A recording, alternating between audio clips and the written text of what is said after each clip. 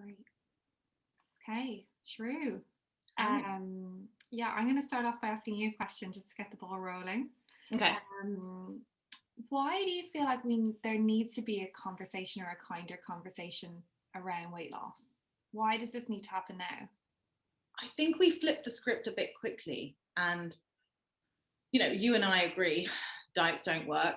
We know why they don't work. We know why they're not effective. We know why why people's weight is um, not an accurate representation of their health.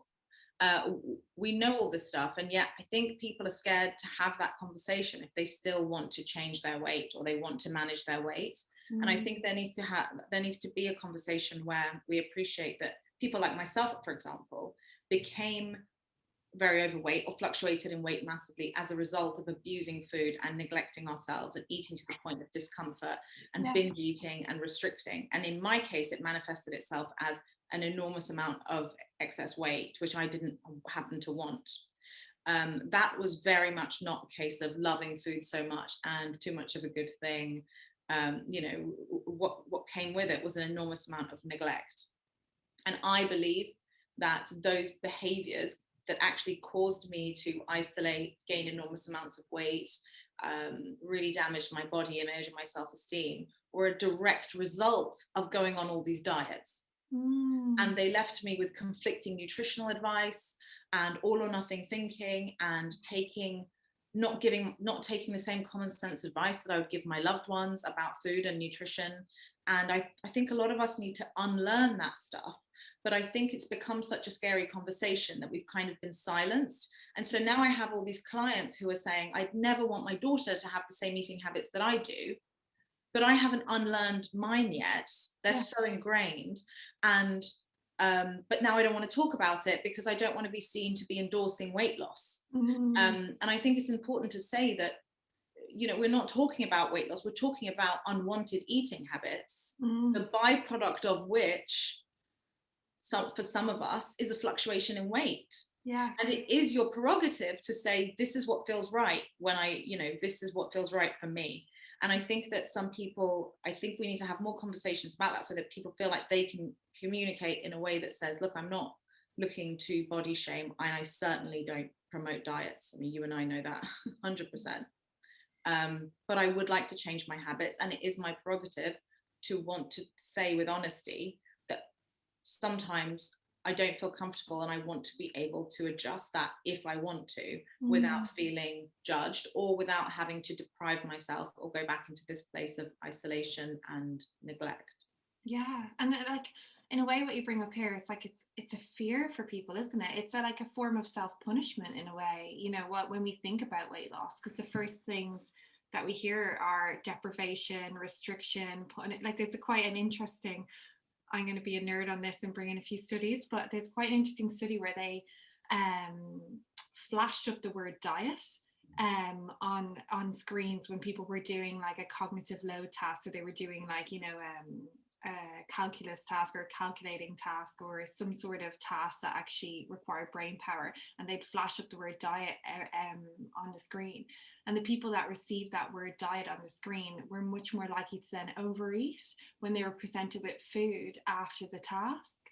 And then they did another study, and for the life of me, I can't remember who the author was, but I can link to it. But they did another study where those that thought about the word diet over a couple of days overcompensated in what they ate, because this anticipated feelings of deprivation, of restriction, of all of those things, which I think is what you're talking to there as well. Like people are almost afraid to say they want to lose weight in a way because all they know and all they associate with it is that punishment, that kind of inner drill sergeant, that berating yourself on a daily basis, having to think about every little choice. And I suppose that a lot of that comes from, a lot of us grew up on Weight Watchers, with Weight Watchers and calorie counting, being big fads, and that we need to calculate, and it's all a game of kind of crime and punishment when it comes to Mm-hmm. weight. And all I, these I don't know. sins, Oh you yeah. know, Oh, the this worst. is a sin. And actually, Weight Watchers, interestingly enough, Heather, with the clients that I speak to, and in my own experience, Weight Watchers to some extent at least taught people to consume a range of different foods and not be scared of them. Yeah, yeah. You know, the reason I think a lot of my binge eating behaviors began, and a lot of my clients' ones begin, is because we went on these diets where we had to completely cut out entire food groups. And we started to associate them with either having none of them or loads of them, because we were being good or we were being bad. I know it's the moralize. I feel like that it's the click. It's the moralization of your choices. It's like, I'm a good person if I weigh this much. I'm a good person if I eat these things. I'm being good if I do these things, and I'm being bad and I'm self-sabotaging and I'm rebelling against myself and all of these things if I'm not. Yeah, exactly. And it's so disempowering. Mm. It's really, really disempowering. And it makes you feel like incapable of making a decision about food on the spot that you would recommend a loved one made. Yeah. And I think so much of this is about unlearning and like restoring ourselves to a place of common sense. So I how think do we then, Shrew, how do we unlearn these learned behaviors? So how do we unlearn, let's say it's Friday night, which it is, well, not yet, but you know, like, and we want to have a drink and not feel guilty about it, or we want to kind of indulge a little bit. I mean, we don't want to feel guilty about it. How do we step, and I'm turning in the deep end here. This is not, I don't know if I fully cracked this yet, but like, you know, how do we unlearn these things? Or maybe that's not the best place to start. Well, I think we need to put forward a compelling case for not beating ourselves up about what we've eaten. And I think that for a lot of us, if we're honest, that case needs to be based on a lot more than just I don't deserve this and I should do things intuitively, etc. And I think that is, in my case, feeling bad about what you've eaten makes you want to do the things that you do when you feel bad. And for some of us, that's eat. So in that sense, it is absolutely counterproductive. So that's one thing. Yeah. I was wondering actually, when you said about the diet thing flashing up and people overcompensating almost in preparation, like that final binge mentality, right? Yeah. I also wondered whether, and this is just on Monday, you know, Monday, exactly. I'm just pulling this out of my head, but I'm also wondering whether there's something about your stress levels increasing because of the associations that you have with diets. Yeah. And again, what do you do when you're stressed? A lot of us overeat. The funny thing is, I love that you bring that up. So there's nerd, and there's another study that I read recently, and again, I can try. This is what I love about you, Heather. Everything I say, you're like, let me tell you why it's evidence-based. I want you to just follow me around. You are the sage and I am the geek. This is how it works. But it was so interesting because it shows that dieting causes feelings of deprivation and feelings of stress. It causes those things. And yet that's actually then what causes you to gain weight as well. So weight gain is associated with feelings of deprivation and feelings of stress.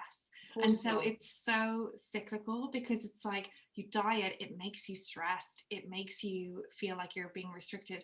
And actually that's what leads to long-term weight gain is feelings like, you know, often, and what they found in this study is feelings of stress and feelings of deprivation. So you're right on the money there. Absolutely. And I think, thank you. And back to your point on how do we unlearn this? I think it's about seeing progress as not weight lost. It's about, well, first of all, I have so many things to say about this, but first of all, I think it's about working out which one of those behaviors, like this is my association with bread. I can either have no bread or a whole loaf of bread, but I don't currently feel that I have the capacity to have 2 slices because of some ridiculous low carb diet that I've gone on in the past, right? But I know that in the long term, in order to sustain weight loss in a healthy and enjoyable and manageable way, I'm going to need to know how to eat 2 pieces of bread and enjoy it and actually love bread again. So my mission would be, okay, the next 20 times I have bread, I'm just going to focus only on trying to have the 2 pieces. And there would be a lot of people who never understand how difficult that is. Like I found it more difficult to eat foods that aren't helpful for weight loss in moderation than I did to write a book. It's like it was my Everest. The other thing that we do, and I'm sure that you know the evidence base behind this as well, is that, I have a feeling you might, is that, you know, these diets, they all have like an activation phase and then a maintenance phase, with the presumption being that having lost weight, is going to be enough to know how to eat differently. Yeah. What do those two things have to do with each other? Yeah. Right? And also, why give so much value? And it's extraordinary how much value we're giving to being able to lose weight. Oh, well done. Now that you've lost weight, here's this whole, kind of does a disservice to all the stuff that we know and we've read and we've studied, to think that just by virtue of the fact that you've lost some weight, all of a sudden you know how to change your behaviors and embed them. And so people become really disillusioned. Yeah. And so we end up doing things to lose weight that we know we can't do to keep it off. Yeah. So whenever people want me to help them to manage their weight, I always tell them, okay, pretend I've waved a magic wand and you've already lost the weight. Tell me what you would need to do in order to enjoyably maintain it. And so invariably they will say, well, I still need to eat chocolate, and I still need ice cream in my life, and I still need alcohol in my life.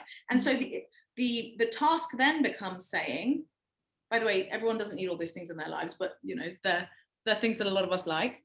But so the task then becomes saying, okay, well, so I guess what we need to learn really is how you can start behaving as though you've already got there. Yeah, it's so funny because I love this. I'm just vibing on this in a big way. But I always ask people what they can't live without, and let's start with that. You know, let's start with that. What are the things that you do not want to be deprived of, and the second that they're taken away from you, you know, because it's deprivation that throws people off track. Whereas the interesting thing is, and this is actually in one of the research studies that I did, we looked at, well, what does it take for long-term maintenance to occur? So what are the key characteristics of those people that maintain long-term versus those that maybe maintain for a while and regain and maintain for a while? And these are people that were maybe obese or morbidly obese and then managed to get their weight down into kind of, you know, and we can always talk about what a normal BMI range is. And I don't like the word normal either, because, you know, it depends on you and your body and your, loads of different factors. But those that were successful maintainers, they felt like they could have anything they wanted at any stage. They never felt like they were necessarily deprived. They felt empowered that they could make the choice. And then there's another kind of off the back of that we discussed, like there's a research where have to goals versus want to goals. Those goals that you feel that you have to do, that you should do that. And I always talk about shoulding on yourself, you know, you should never should on yourself, but those goals that you feel like you should do. And often that's how many people feel in this weight loss phase, you know, the shoulding.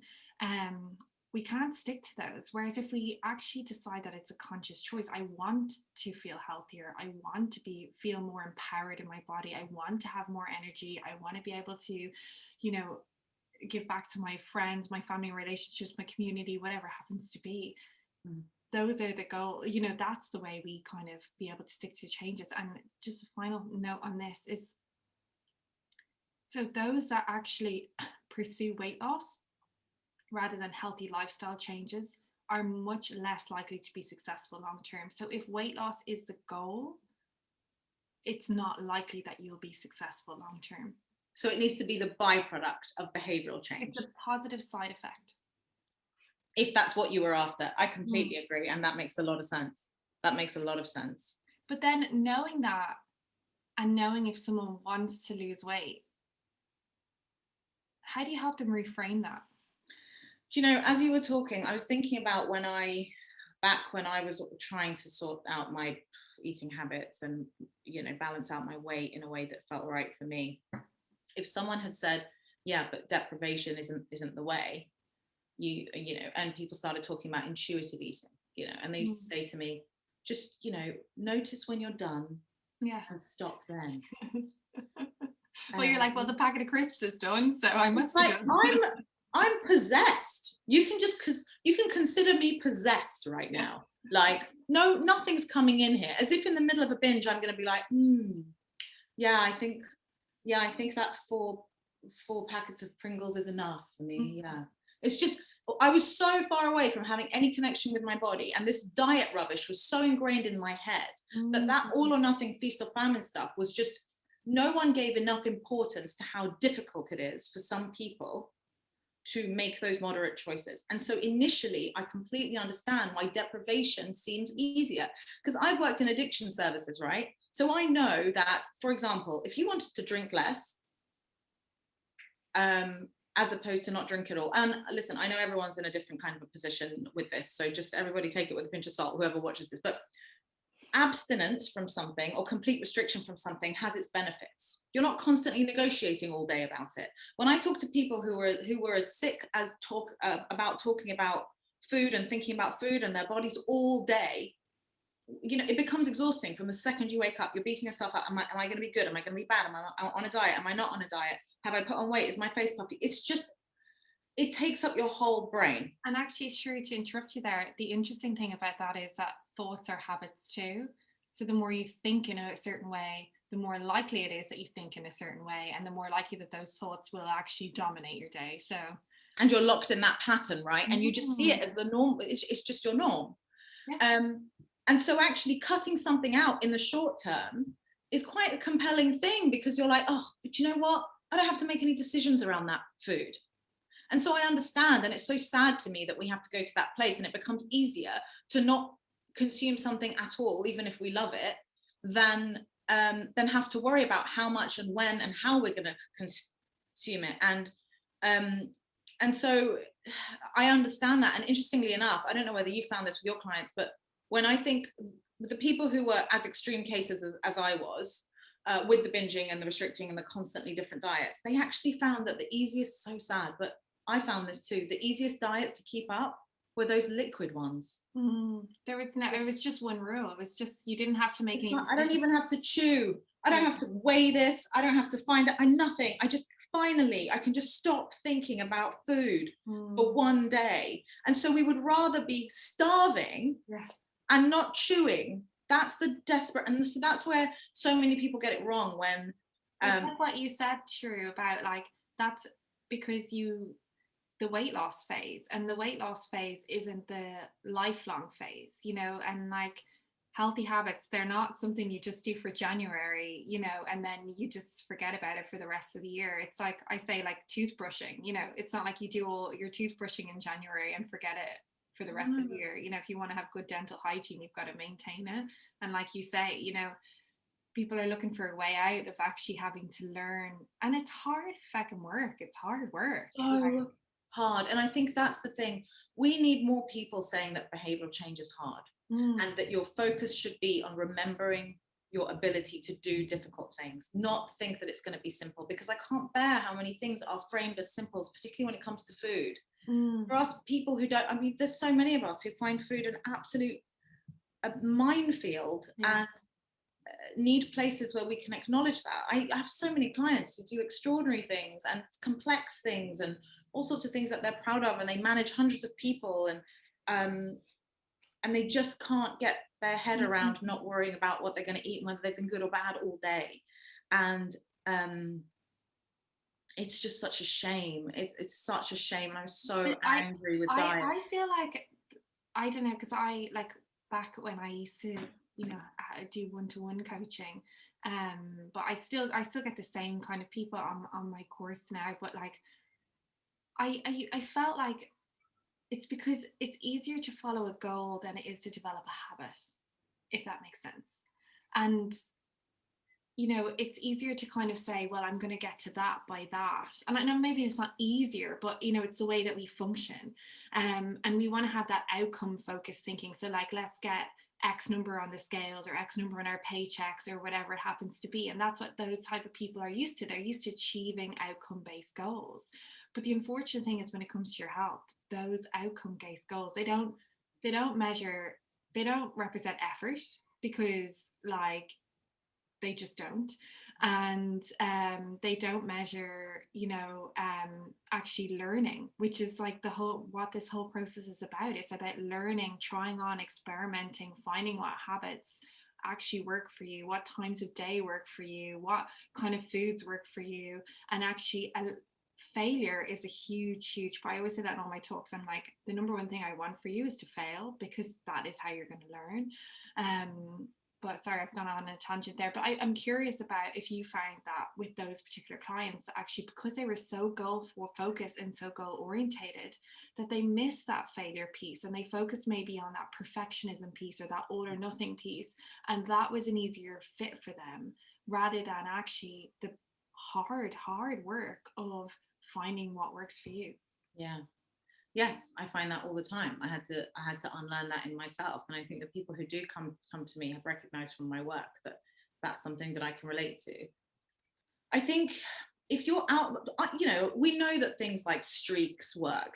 We know that trying to just focus on doing something in a row, to some end, it does work, in the short term. And so I just tend to find that it can help to turn it into a mission.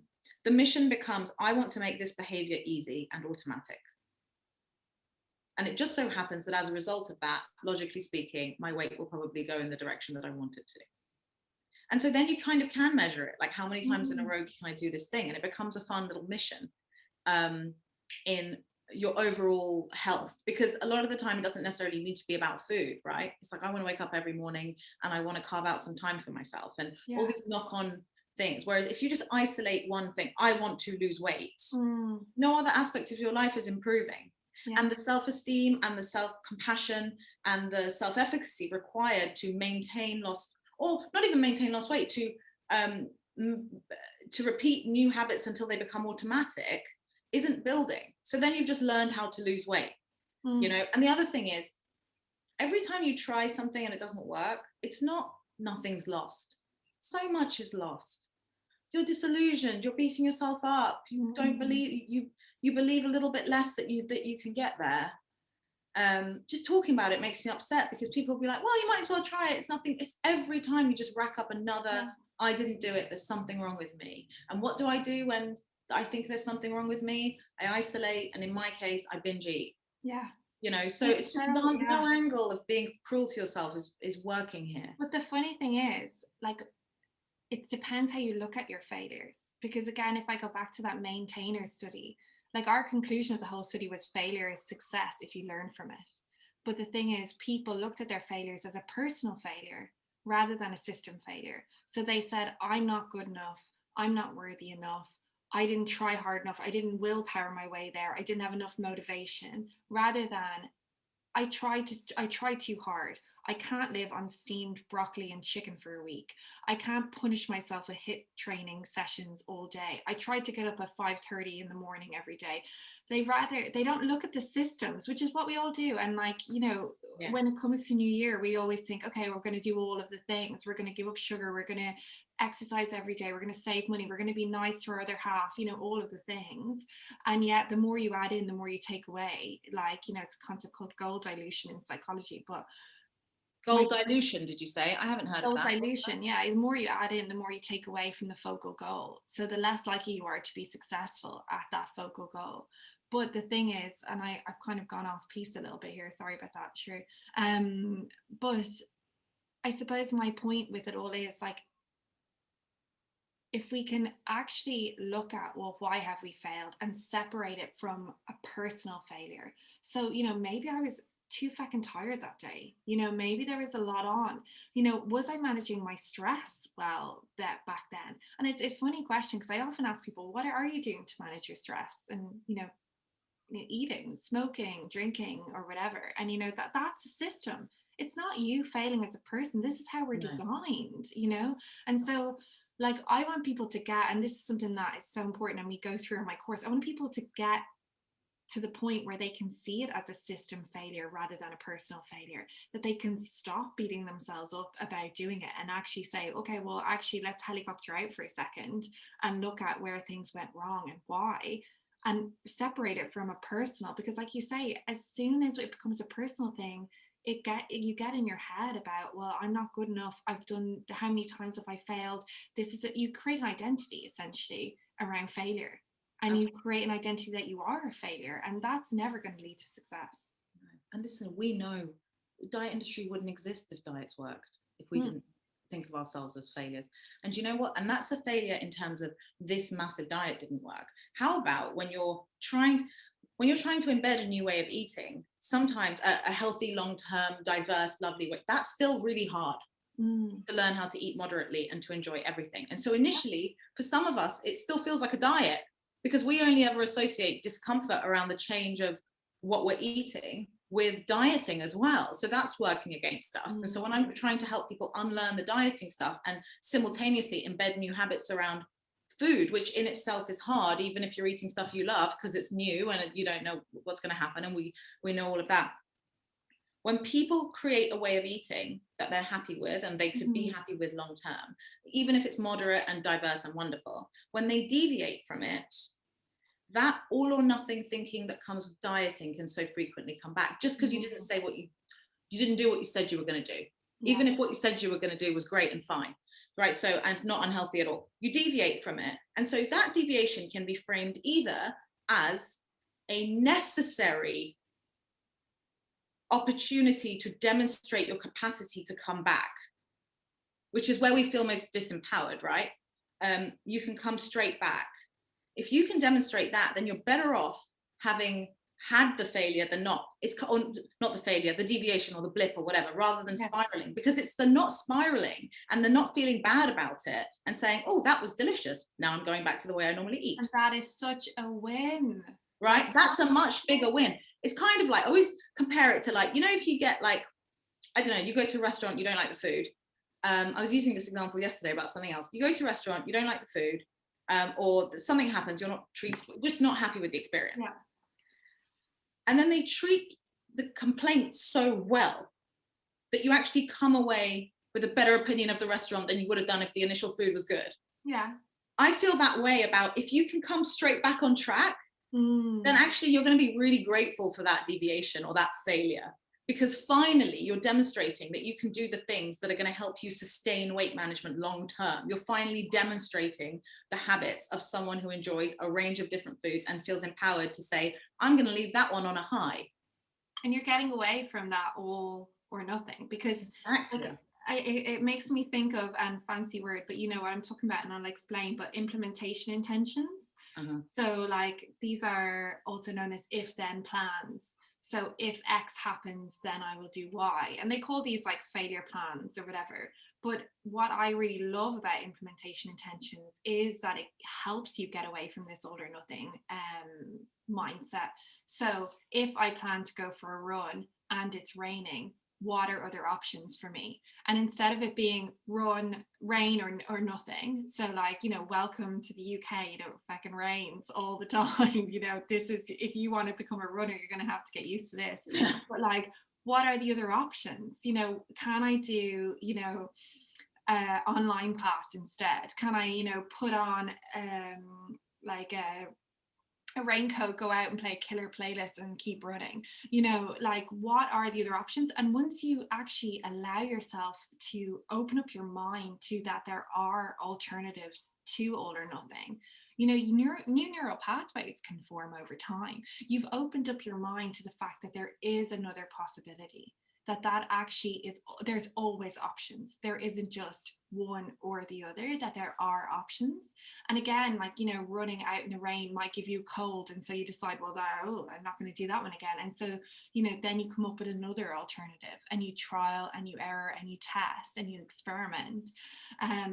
But my point here is that it's important, like you said, to open up your mind to other possibilities so that you can come back to your home base, come back to, you know, what makes you feel good, what makes you feel energized, you know, what's important for you to feel like a healthy person, without feeling like there's just one way. There's health, or there's complete neglect of yourself. Unhealthy. Yeah, absolutely. Well, listen, exercise is a fantastic point. I'm really glad you brought that up. Historically, I associated exercise so much with boot camp, punishment for how out of control I'd let myself become, that I would only exercise when I was on a weight loss mission. Otherwise, I did not move. Didn't even go outside really for a walk. I'd be like, well, what's the point? Because I'm not trying to lose weight. Yeah. Now, aside from the fact that, objectively speaking, exercise is not unhelpful for weight loss, so that was counterproductive in itself. It's also like, why am I depriving myself of movement, like of fresh air, all because I've wrapped that all up in, is it going to help me lose weight or is it not?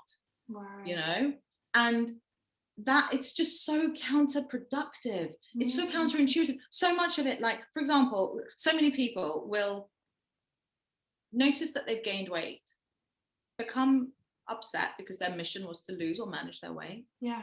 And as a result of a small deviation in their weight, will think, oh, I've blown it. And so what do they do? Eat loads. Now, that makes no sense. I've done it my whole life until 5 years ago, whatever. But I would gain weight, and in response to being upset that I'd gained weight, I would do more stuff that made me gain weight, because that's how I knew to punish myself for what I had done, and also to turn down the volume on the self-talk that was beating me up about the fact that I'd gained weight. I'm a human woman. You know how many times I've gained and lost weight over the past year? Like, it cannot be what's defining whether I exercise, whether I care about myself, whether I neglect myself, whether I binge to a point of discomfort. Like, a couple of kilos, like, I'm a human woman with a brain and a life. And it's mad how many of us just normalize this. Yeah, it's really quite sad. It makes, yeah, one thing like I find that makes me really sad is the scales in general. I'm not a fan of the scales, because I feel like, again, and it's an outcome measure. So you're saying all your effort, all your emotional investment, everything hangs in the balance of what it tells you. First of all, like, it's, yes, it's an outcome measure, but it's not a hugely accurate outcome measure. You know, it depends on how much water you've had, how much sleep you've had, how much, you know, food you've eaten that day, your bowel movements, all of these different things.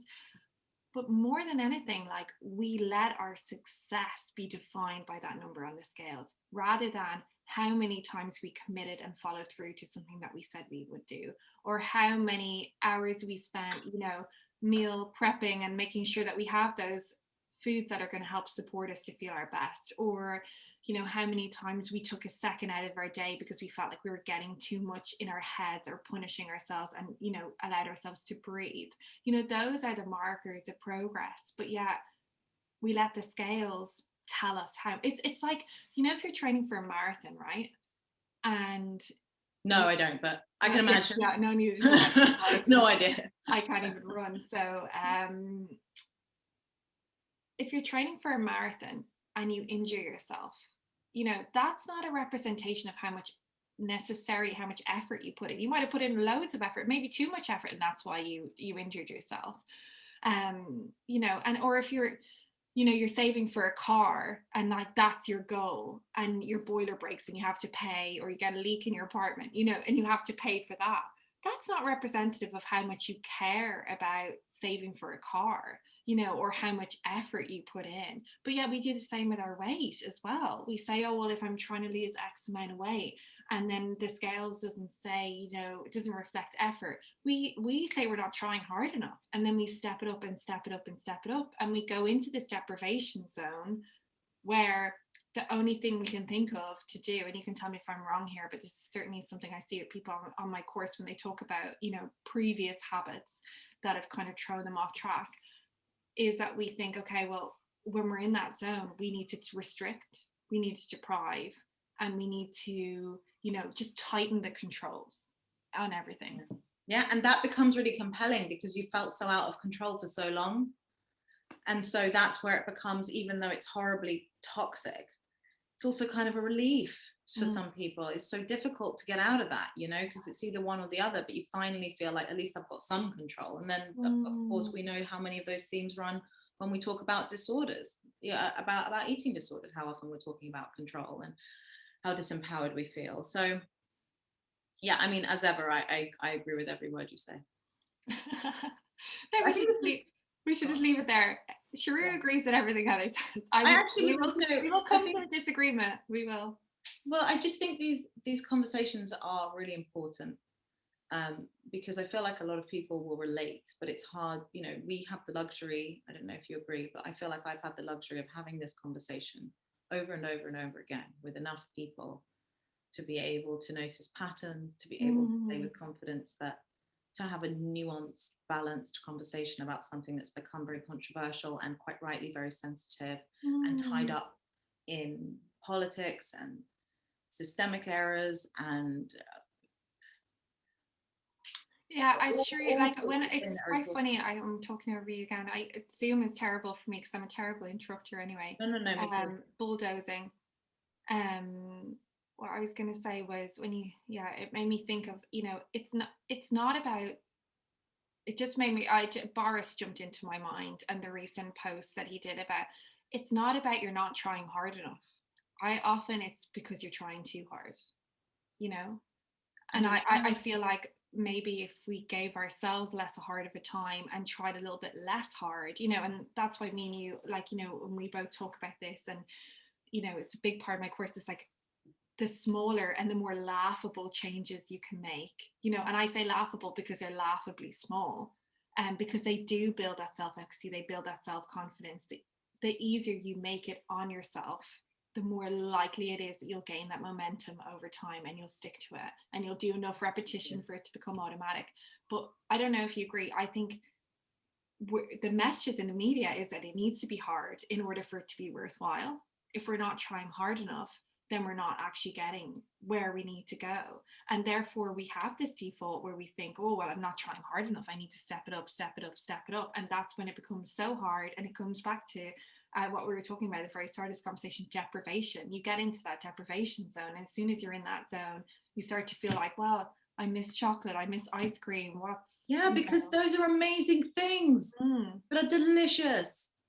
And yeah, I completely agree with you. I think we need to take the focus off what the plan and put the focus on what we do when plans don't go to plan, and being able to trust in our capacity to take the same common sense advice we would give our children, to speak to ourselves the same way we would speak to a loved one if they were struggling to build a new habit, to remember the capacity we have to do difficult things, not focus on whether we had 3 grapes more than we were supposed to have in. I mean, snore. Aside from how sad it is, and how we could sit and genuinely cry about it, snore bags. I mean, we've got some serious stuff to do in this world. We can't be filling our heads with that crap. And I'm just so angry about it, because it's what women keep saying to me over and over again. The things I could do if I wasn't worrying about my weight all day, the things I could do if I wasn't worrying about food all day. And that's a direct result of trying to lose weight. Oh, it's a mess. I know. And it's, I don't know. I don't know if you feel like this, but what drives me is, you definitely feel like this, because we could just batter on about this all day. But what drives me is this, like it's almost like an evangelical feeling that I know something that everyone else might not know, or a lot of women don't know, and I need to share it with them to help them to kind of step into their power, if you will. I don't know if that sounds too cheesy, but actually to let go of that mindset, that we're not, our value in this world is not our weight on the scales. No. And like, we need to let that go and actually be able to live a healthy and happy life. And I know this sounds so hypothetical, and I actually, on that note, I suppose, so people don't feel like this is so airy fairy, because I can, sit on my high horse and be like, we need to let that go and find joy in our healthy habits. But when you, like what you've talked to just now, if you've had years of deprivation, like, how do we let go and just find joy in our healthy habits? We've been training ourselves for years. Eat this, not that. Do this, not that. This is good, this is bad. I'm a good person today, I'm a bad person. Let's lie in bed, let's calculate up all the good points and all the bad points, and then we'll decide on where we've come out. And let's be honest, we never come out well in those kind of conversations. So how do people transition then from this diet and deprivation mindset into a more free, into a place of freedom? Into the sort of strong back, open heart vibe, where you feel flexible. I think it's about making a list of everything you don't think you can do when it comes to certain foods. And indeed, throughout your life, when it comes to your health, make a list of the things you don't think you can do. Start with the one that you have the most faith that you can do. Practice it for a week. Once you've got 7 days under your belt, move on to the next one. And then add another one and add another one. Or, make that 3 weeks, or whatever you need, until you feel like, I can define myself as the sort of person who can behave in this way around this food, as an exercise in unlearning. And in that list, add all the other habits you want to change. I want to not take my phone to bed with me, because I know that then I wake up lethargic, and then I overcompensate, and then I compare myself to other people on social media, and that makes me feel bad, and so I want a donut. Like, whatever it is, It's us empowering ourselves to understand how to change habits. Some of them will be habits of consumption throughout our lives. So the same thing that you're doing to try to stop eating a certain food that you've associated, or eat a certain food that you've associated with dieting differently, that's the same thing you do if in a couple of years the doctor says, hey, it would be really good if you ate 3 bananas a day. You'd be like, okay, so now I have to embed a new habit. So the skills that I require and the resources that I require and the self-talk and the planning and whatever else is exactly the same as when I try to embed that habit around food. Yeah. We need to take it back to behavior, and feeling empowered to change our own behaviors, as opposed to making it about the food. So I think unlearning wise, to answer your question, I think it's to break it down into, these are the things I don't believe I can do. Well, say for example, people will say, I don't believe I can go to the pub for one drink and then leave. Do that 20 times in a row. And then I'll tell you whether you believe you could do it. And so as a result of dieting, for example, make a list of the things you don't believe you can do. Make a list of the things, the behaviors that you feel are responsible for your unwanted weight gain. And if you want to tweak them, put them in a list and then order it, easiest one first, and start there in a row. We know that behavioral change is not easy, but it's simple. You know, it's repetition of a new unfamiliar behavior consecutively until it becomes automatic and familiar, correct? So that's going to be the case across the board. So let's learn how to change behaviors. For some people, that will be around certain foods. And for me, it would be around if I have a banana, because of all the low carb diets I've been on, not in my head thinking, oh, well, I might as well have a pizza then. Yeah. It's absurd. It's absurd. Can I add a layer onto that as well? And another list to add options. Please. I would love as well, one thing that we do in the course and a lot of people find quite helpful, and I just like to do anyway, is I write a healthy habits joy list. So what are those healthy habits that bring me joy in life? Because basically the problem is that we look at health with a loss mindset, as in, you know, what am I trying to say here? Like, we don't look at what we can gain from being healthy. We look at what we can lose. Okay, I'm going to miss out on ice cream. I'm going to miss out on having an extra glass of wine. I'm going to miss out on the time, you know, my lie-in, because I have to get up and go and exercise. We don't look at actually, well, what does it give us back to be healthy in our lives? And so, like, I quite like to start with, well, how can we find joy? Because joy is so entrenched in intrinsic motivation. We can talk about intrinsic motivation another day, but you know, is it that going for a walk in the morning makes you feel refreshed and alive? Is it taking 10 minutes to meditate allows you to not snap at your kids? Is it actually, you know, you love the feeling of a fresh crunch of an apple when you eat it? You like that kind of energized feeling you feel, you know, when you've had a week where you've included more vegetables in your diet, or you love the buzz you get after doing, you know, a Peloton or whatever it happens to be. You know, can we train our brain to actually, because we have such negativity bias, you know, can we train our brain to focus on, well, what does it actually give me rather than what it takes away? Because if we can start to tune into that, then being healthy feels like a privilege. You know, it feels like a treat. You know, it feels like all of these things. Now, I'm not saying, again, it doesn't happen overnight, but we all have those healthy habits that we enjoy. And actually, you know, that helps reframe that deprivation mindset and gets people tuning in a little bit more into, well, what can this give me back in my life? I completely agree. I always say, focus on what you're moving towards, not what you're moving away from. Simply put, right, doing difficult things like changing habits is easier when you feel good.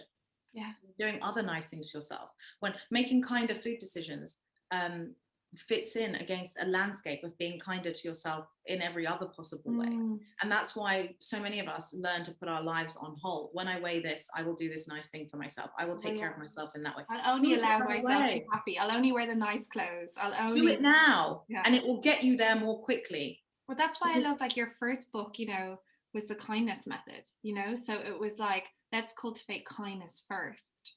Yeah. And then let's think about the weight loss, you know. But also kindness is acknowledging, sorry to interrupt you, but kindness is acknowledging that there's, you know, we need to find a way to talk about kindness that involves the discomfort of change. Some people think kindness is just doing whatever you want, whenever you want. Yeah. But kindness so often is also placing importance on your long-term goals. Oh my God.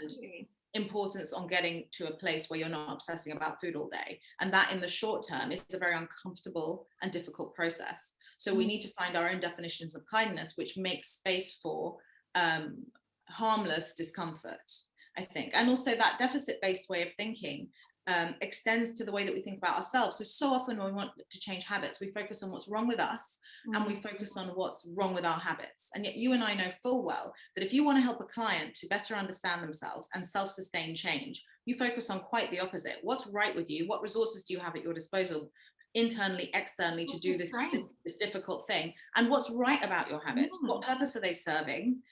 What are you afraid you're going to lose if you don't have them? What might you need to put in place? What are they demonstrating to you? What have they helped you to do up to this point as well, before you decided that they were bad and you needed punishment because you kept doing them? That's what gives you insight into what makes people tick and what they need. Anyone can tell you what's bad about bad habits. When you start asking people what's good about them, how have they served you, what relationship do you have with food, etc., etc., then you get a very bespoke and important insight into that person's needs. And they do too. And they give themselves permission to focus on what's good about their habits and what's good about them. Yeah. Oh, so well said. Okay, what is your final, have you got any more? I can't, I'm like, I've gotten so much from you so far, but me too, you too. This is so fun. I just want to say, I don't know whether this is going to go in the final video, but we didn't plan this. No. And that's so cool, because we really, all we said is that for anyone listening now, we walk in the park together and we've become friends and we do the same job and we talk about so much of this stuff. And we just said, Heather said, why don't we record a conversation, just see what happens? Yeah. And we didn't plan it. And it's just happened exactly, I think it's happened exactly as we wanted it to. So my last tip, anything, I mean, of course, self-talk. Practice talking to yourself for 1 week, the way that you speak with a loved one. I think habit change is such a good sort of Trojan horse to get people to speak to themselves more kindly, because we know that speaking to yourself kindly gets your habits changed. You know, it helps you get there far more quickly if you encourage yourself the way you would a loved one. But in the meantime, you're learning to speak to yourself more kindly, which is just so much more important than any of the other stuff I think we've ever talked about. You know, because it's just the most important. That's the only thing you're hearing 24 hours a day. So if we can change that, and the compelling case that I have to put forward for being kinder to yourself is that it'll get you where you want to be, fine. But my real mission is for us all to be nicer to ourselves from a much younger age. And I think, like you said there, you know, you said it earlier, you change best when you feel good. So you need to start feeling good about changing. And yeah, I suppose if I was to kind of reflect on that, I would say, you know, if we can find joy in our lives, you know, that's going to help us, and joy in our healthy habits. So if we can find, you know, being kinder to ourselves. And you know, it's a funny thing, and I won't go on a tangent because we can save this for another talk, or another chat. But yeah, when you say self-talk, often that's really hard. And I remember for a long time, like obviously me being in academia for years, you learn to be a professional critic. You know, that's what makes you good at your job. And so I got really strong, you know, I've got really strong self-critique muscles. So actually what I started doing was smiling at myself in the mirror, because I couldn't get to the self-talk yet. So I either smiled or gave myself a thumbs up in the mirror. And I know it sounds so silly, but that was a baby step for me to then open the doors to positive self-talk. And sometimes it just made me laugh because how stupid it was, to be honest, you know, but it was something that, you know, helped me then open it. And it kind of goes back to, yeah, we need to start small. We need to start easy. Anyway, sorry. But I just want to say one final thing on that, by the way. The self-talk thing, everyone thinks, well, a lot of people very often think that it's going to be this like harrowing Pandora's box of, oh, what am I exploring? It's just because we don't check in with the way that we speak to ourselves. So habit change is a wonderful way of turning up the volume. You put yourself in a bit of voluntary, harmless discomfort, and you will hear the way you're talking to yourself if you choose to listen in, whether it's the excuses and the caveats and the negotiations, or the critical self-talk, or the self-limiting beliefs, or whatever else.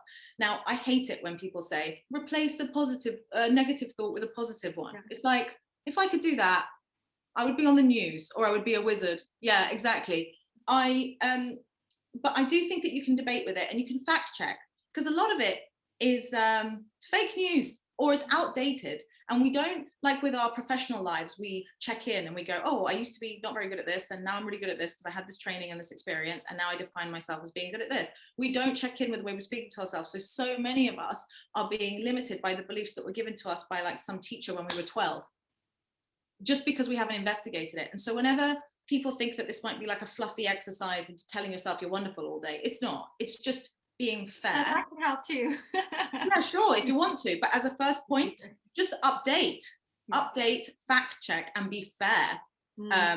As a first point, you know, at least talk to yourself the way you would a stranger. Let's start there. Not even a loved one. I love this because, yeah, it's like, I don't know if you've seen the exercise. I don't know if it's some from CBT even, positive truths.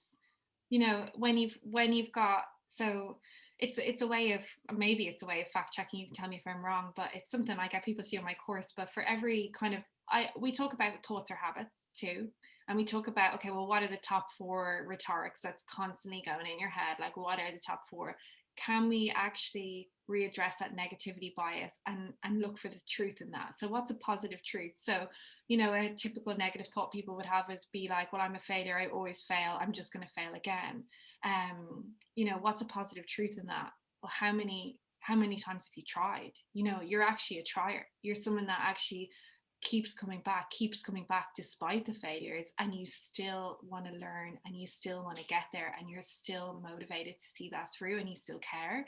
That's a positive truth. And it's not about, you know, walking through the world with rose tinted glasses and like telling yourself, like you say, telling yourself you're wonderful and that's going to cure everything. It's actually looking for the truth in those negativity statements, because there are strengths to be found in there.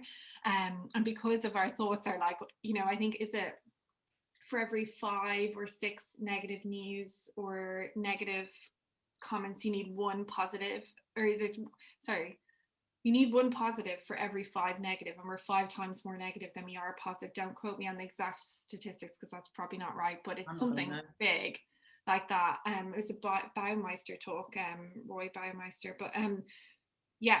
And so we need to readdress that balance. We're so much more likely to be in the negative. So if we can look for it, like you said, the fake news, what are the positive truths there, you know, and what are the strengths that we can draw out? At least, even if it's just one thing, what's the one mean thing that you say to yourself the most? You know, and it's not, I'm not saying let's reframe and let's be positive or whatever, but just be curious and let's be truth seeking in that. Like you say, let's look for the fake news in that, and instead, you know, what actually, you know, what could be a positive truth about that? And there might not be. It might be actually, you know, that there isn't one there. But, you know, I'd be curious for people to experiment with that. So would I. I think so. And I think also, if you say, for example, one thing you hear is, I'm the sort of person who starts things and doesn't finish them. A self-fulfilling prophecy, if ever there was one, when you get to the point of challenge. Well, how about if you made a list of all the things you started and finished? Yeah, love and it. debated it with that, just as a starting point, just fact checking, you know. Anyway, yes, let's leave it at that, because we'll have covered everything in the first one, we will. But yeah, Shrew, always an honor and a privilege to talk to you. I just love it. And I apologies for all the interruptions. I just get overexcited.